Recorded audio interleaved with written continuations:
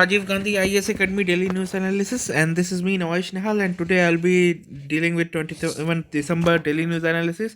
So moving on with our first news, and the first news is that Lok Sabha passes bill to link electoral roll with Aadhaar, and this was introduced yesterday, and now it is passed.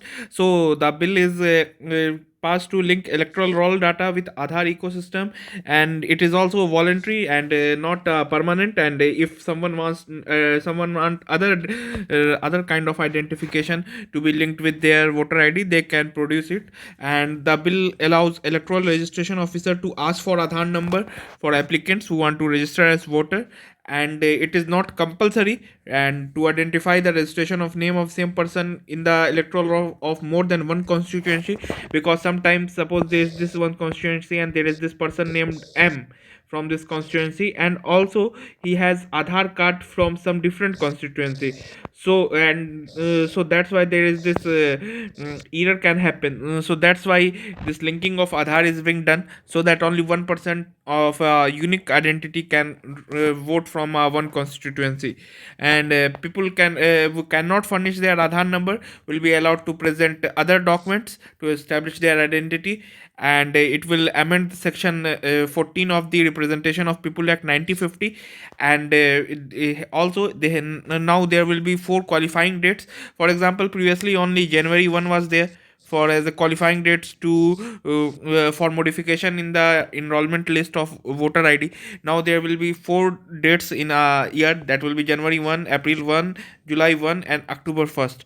So these will be the thing. And also, to make the electoral roll process more gender neutral, instead of the wife, the spouse name will be there in electoral roll now. So this was the basic news. And covering the other aspect of the news, so what is this Aadhaar basically? Because many issues are there with the Aadhaar, and many advantage are also there with Aadhaar also. So what is this Aadhaar, and what are advantage and disadvantage? Let us discuss that. So Aadhaar is a 12 digit random number issued by UIDAI, that is Unique Identification Authority of India. And Aadhaar number is unique identification number allotted to every citizen, which can be verified online.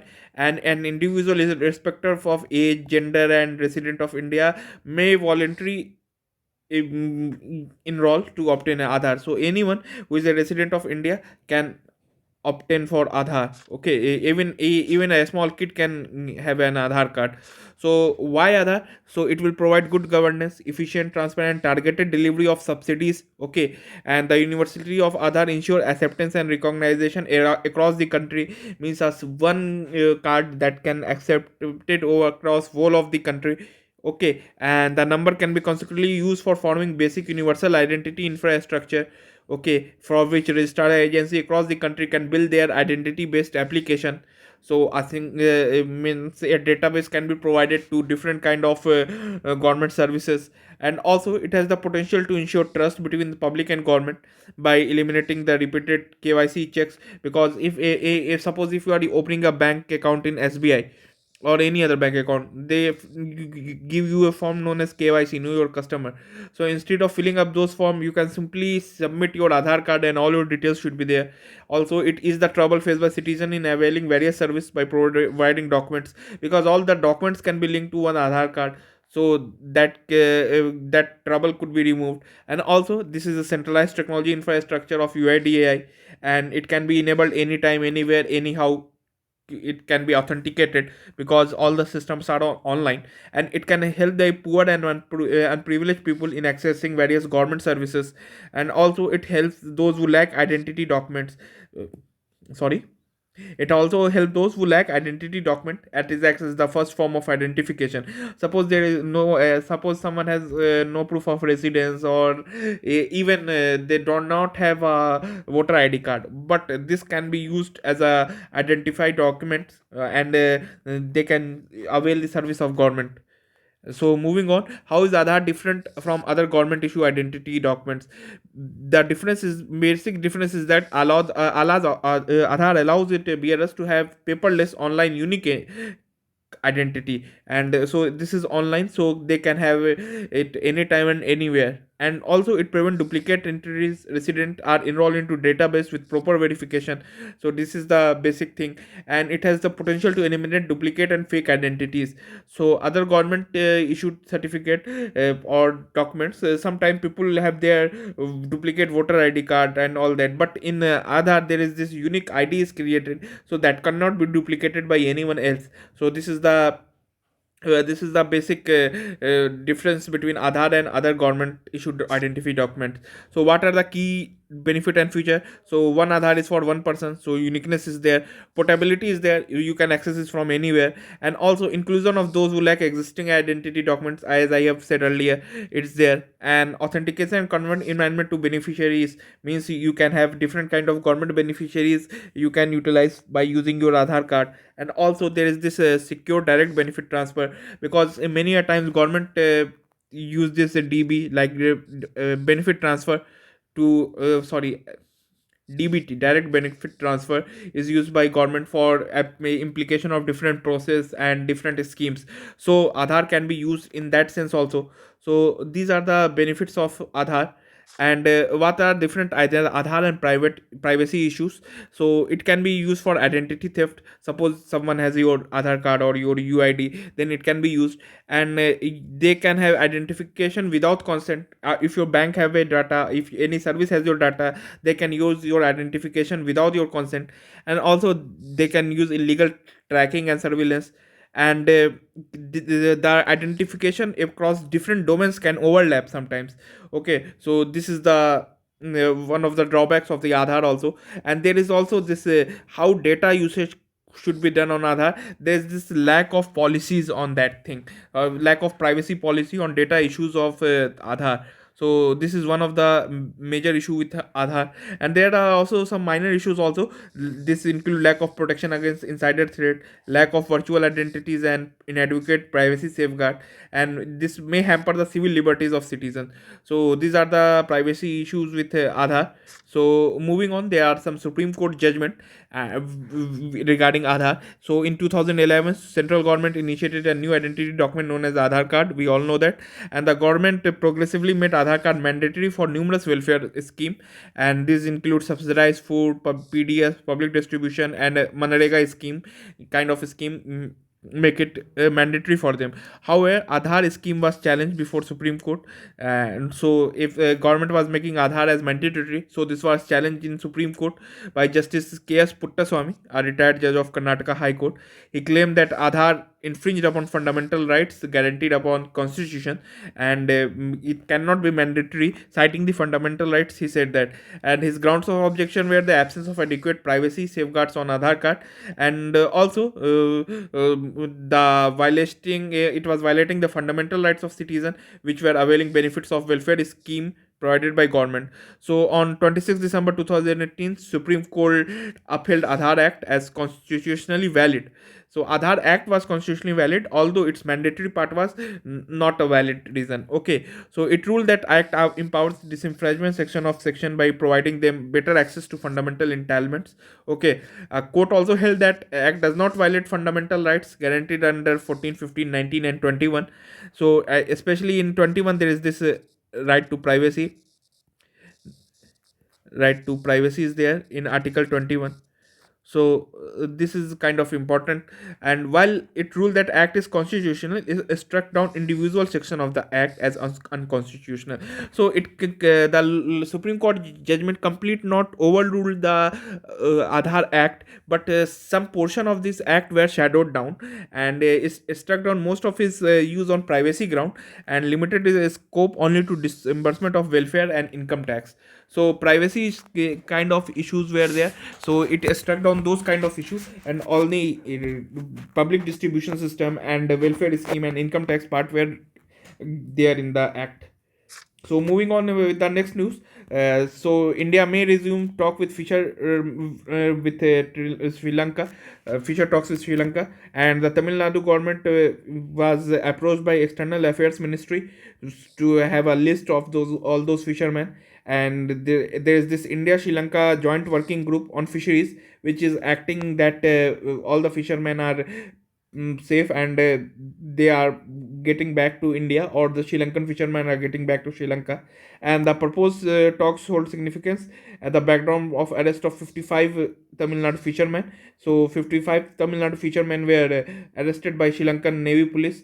And also the last round of this kind of talks were happened in 2016, and the GWG, that is Joint Working Group, met in December 2020 through virtual mode. Because of the pandemic, they have to go to virtual mode. So now the talks will be initiated, because there was this conflict in the Park Bay. So let us see where this Park Bay. So whenever geography between India and Sri Lanka is concerned, we have to focus on this area. So this area is kind of important. So see, the point between Jaffna and rest of the India is known as Park Strait, and the closest point between India and Sri Lanka is known as Park Bay. And there is this Adams Bridge, and there is this Gulf of Mannar. So these four things we have to know regarding the geography of India and Sri Lanka. First is Park Strait, second is Park Bay, third is Gulf of Mannar, and fourth is Adams Bridge. So these four things we have to know for to know about the geographical location between India and Sri Lanka. So what are the conflict? So there was this conflict at the Kachvadu Island, and Tamil fishermen had traditionally fishing on the uninhabited Kachvadu Island. And however, in 1974, island was ceded to Sri Lanka after an agreement was signed between Indira Gandhi and the Tamil Nadu and Sri Lanka. And the agreement allows fishermen access to Kachathivu for rest of for drying of nest and for annual St. John Anthony's festival. But it did not ensure the traditional fishing right. So they cannot fish over there, but they can come into this annual festival. And the agreement forced Indian fishermen to restrict themselves to meager area in the fishing forest. So they are from this island, they were removed, and their fishing areas were restricted. So these are the basic, see, these are the basic conflict between India and Sri Lankan Navy and Indian fishermen. So far, the first conflict is this Kachathivu Island. Second conflict is depleting resources in Indian region. So the resources of between the Indian Rameshwaram and the Sri Lanka coast are depleting nowadays. So there is a competition between both of the fishermen. So this became an issue between India and Sri Lanka. And also there is this proliferation of trawlers in Indian coast, and there is plenty of catch in this ocean region has triggered a proliferation of fishing trawlers in Tamil Nadu coast. And trawlers are basically mechanized boat which are highly explosive fishing net. So they are very efficient in catching fish, and from traditional boat they can they are much 50 or 60 more times efficient than the traditional boat. And this became an issue because the traditional those who cannot afford it have a kind of issue that suppose Sri Lankan fishermen are not getting the fish because they are using traditional method, but Indian fishermen are not using traditional method and they are using this modern method, so they are catching more fish. So this also became a part of conflict. And also there is a threat to livelihood, because many in coastal areas the fishermen are wholly depend on fish, and so this became a threat to livelihood also. And also there is this monitoring has been increased by Sri Lankan Navy. So after the war with the LTT, so this is became also an issue.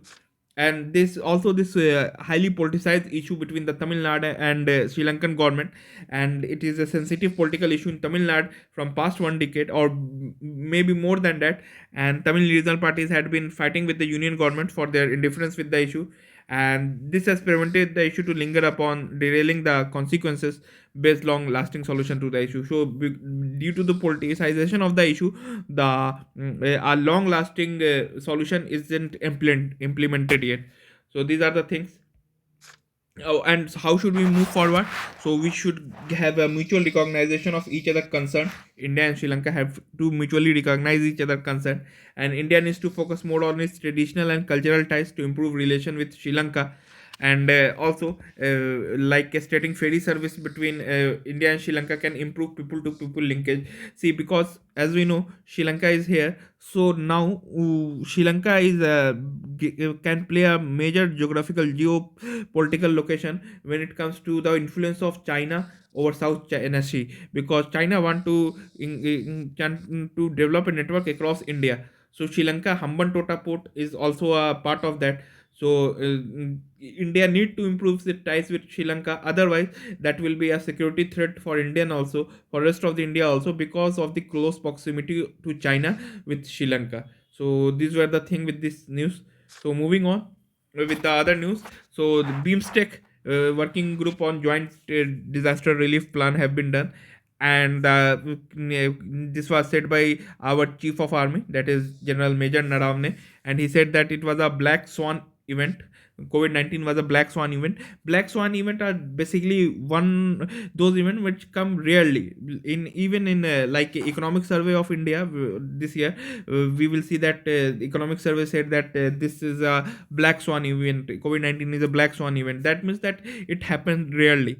So also concerning that event, there is this Panex 21, an exercise is being conducted on disaster management between the BIMSTEC countries, and BIMSTEC is Bengal Initiative for Multi-Sectoral Technical and Economic Cooperation. Because India is a part of BIMSTEC, so we must have to know about BIMSTEC when UPSC is concerned. And this exercise Panex 20 will undertake a review of our humanitarian assistance and disaster relief mechanism of in the backdrop of a pandemic. So these were the thing. Now moving on to what BIMSTEC is. So BIMSTEC is basically Bay of Bengal Initiative for Multi-Sectoral Technical and Economical Cooperation. So the keyword of Bay of Bengal, technical and economic cooperation. So its members lie in the littoral and adjacent area of Bay of Bengal, constituting regional unity. And BIMSTEC not only connects South and Southeast Asia but also ecologies of Great Himalayas and Bay of Bengal. And it mainly aims to create enabling environment for rapid economic development, accelerate social progress, and promote collaboration on common interested. So what are different countries for BIMSTEC? So five countries from South Asia, that is Bangladesh, Bhutan, India, Nepal, Sri Lanka. So except Pakistan, all the Indian neighbor countries are a part of BIMSTEC except Pakistan and China. So basically, all the Indian subcontinent country except Pakistan and all neighboring countries of India except Pakistan and China are a part of BIMSTEC. And there are two Southeast Asian countries, that is Myanmar and Thailand, is also a part of BIMSTEC. So Bangladesh, Bhutan, India, Nepal, Sri Lanka, Myanmar, and Thailand. So these are the part of BIMSTEC. What is BIMSTEC? Bay of Bengal Initiative for Multi-Sectoral Technical and Economic Cooperation. So moving on, what is the how BIMSTEC happened? So this happened in Bangkok Declaration of 1997, and initially it was formed with four member states, that is Bangladesh, India, Sri Lanka, and Thailand Economic Cooperation, that was BIST-EC, and it became BIMSTEC in 1997 following the inclusion of Myanmar, and with the admission of Nepal and Bhutan in 2004. In the name of grouping was changed to Bay of Bengal Initiative for Multi-Sectoral corporation, economic corporation. So the basic dates are, first is 1997 it was formed, then also in 1997 itself Myanmar was added. Then in 2004 Nepal and Bhutan was added, so it became BIMSTEC. Its name was changed to BIMSTEC. So moving on, what are the principles of BIMSTEC? That is equality, territorial integrity, political independence of each nation, and no interference in internal affairs. Like India will not interfere into Bangladesh interference, and there is this peaceful coexistence, a mutual benefit, and it also constitute an addition to and not to be a substitute for bilateral, regional, or multilateral cooperation involving in the member state. So a member state can be a part of any other bilateral or regional or multilateral summit or organization. It is not binding upon them. So moving on to them, what is the significance of India for this BIMSTEC? So it allows India to pursue three core policy, that is neighborhood first. This is one of the major policy of India. Whenever we are discussing international relationship, we can have this neighborhood first policy, and also Act East policy of India, And also economic development of India's northeastern state can happen by linking Bay of Bengal via Bangladesh and Myanmar. So these are the two major international relation policy of India. First is neighborhood first, and second one is act east. And also it will help in interlinking northeastern state for this development with Bangladesh and Myanmar. And also India can counter China's influence on Bay of Bengal with this BIMSTEC, and also a new platform of India to engage with a neighbor of South Asian association for SAARC countries became dysfunctional because of difference between India and Pakistan. So as we are now seeing, SAARC, Pakistan is also a member of SAARC, India is also a member. So due to difference between India and Pakistan, the significance of SAARC is now decreasing. So India have to make another group which can overpower the SAARC majority, SAARC power. So that's why this BIMSTEC can definitely help India on it.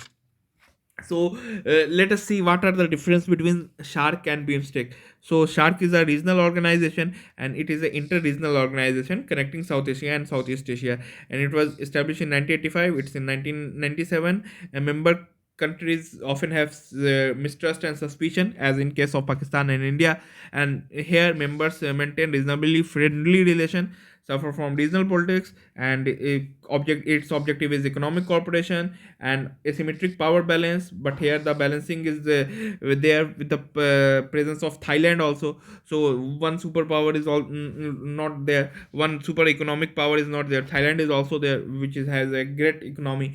And also intra-regional trade only 5%, but here the intra-regional trade has increased to 6%. So these are the difference between SHARC and BIMSTEC. So these all kind of point can come handy in prelims also, and in mains surely this kind of point, especially what are the significance of BIMSTEC for India, neighborhood first, act is policy, this kind of thing can come handy in mains answer writing. So moving on to our next news. So Naga calls for a repeal of ASPA.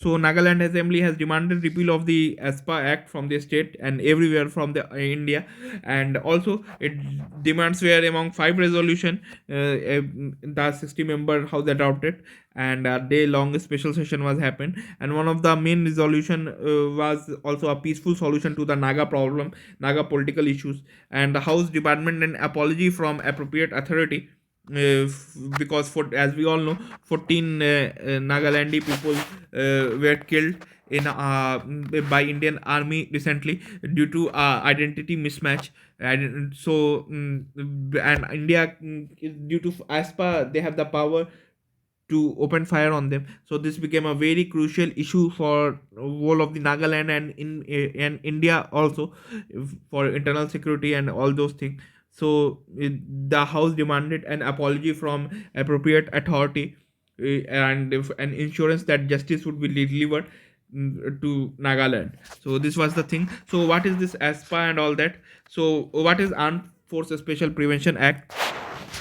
So ASPA, like many other controversial, have a colonial origin. In 1942, it was launched in Quit India movement to have a counter Mahatma Gandhi and all those freedom fighters. And after independence, ASPA enacted in 1958 to help maintain the law of in disturbed area. In disturbed area, this was done so that a major of the disturbed areas like Northeast India and Kashmir can be covered in that. And under this law, the armed forces have the power to prohibit gathering of five or more individuals. In some cases, the force can use forces or even open fire after giving a due warning if they feel a person is in contravention of the law. And also, if there is a reasonable suspicion, the army can arrest a person without a warrant. This is one of the most controversial issue when it comes to ASPA, because warrant is not needed in that, and without a warrant, an army person can arrest anyone. So also legal action cannot be taken against armed force. This is one of the controversial issue with the ASPA. So as we have seen that here law and public order in the disturbed area. So what are the disturbed area and who has the power to declare it? So a disturbed area is declared by means of notification under section 3 of the ASPA. An area can be considered disturbed if there are difference of dispute between different religious, racial, language, and they or basically different caste groups or different groups. If what we can say, if a different dispute is happening, and also a whole or a part of a state or union territory can be declared as disturbed area by a central government. So either a complete state can be declared as disturbed area or a part of the state can be declared as disturbed area. And also, as per section 3 of ASPA, it is mandatory to seek opinion of a state government. So the opinion of the state legislation should be taken care while declaring an area as a disturbed or not. Okay, however, the state government's opinion can be overruled, so it is not mandatory. They can overrule it, but they have to seek the opinion. But the issuance of the opinion is not mandatory on the central government. And also, if an area is declared as disturbed area, then it will be under the control of armed forces for at least 3 months. So these are the thing with the disturbed area. So moving on, what are the arguments in favor of ASPA? So basic arguments are there that it protects border, effective counter agency. It also boosts the morale of forces, and also for operational requirement, because suppose if an emergency happened, so they have to take order for different kind of thing. Army have to take order. So in this kind of thing, they do not have to take order, and also provide safeguard to army. So these are the major arguments in favor of ASPA. So what are the arguments against ASPA? So first and basic argument is that it violates rights, because you cannot simply kill anybody without any issuance of warrant or any reason. So first is it violates human rights. Second is it is a colonial era law, means as we all know that it was compared as the Rowlatt Act of British regime, because in Rowlatt Act anyone can be grabbed by British soldiers and can be put behind bars. So this is the same thing, like this is a colonial era law, and there is a not a better solution, because simply catching someone and putting them behind a bar is not a solution of the things. So these are the arguments against ASPA. And also, what is Supreme Court judgment? So in on July 8, 2016, the Supreme Court of India ended the immunity of armed force under ASPA as follows.